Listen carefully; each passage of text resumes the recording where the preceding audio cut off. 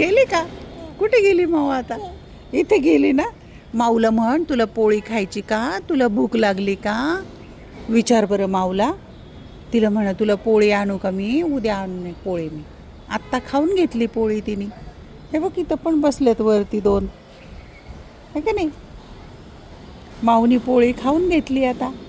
एक तिकडं आज आणखी एक माऊ आली ते बघ. ते बघ तिथं ब्लॅक है का. बघितले का माऊ? हा माऊ आली आता. हा इथे पण म्याव आहे. हम्म. हम्म. तिला म्हण चपाती खा, भाकरी खा.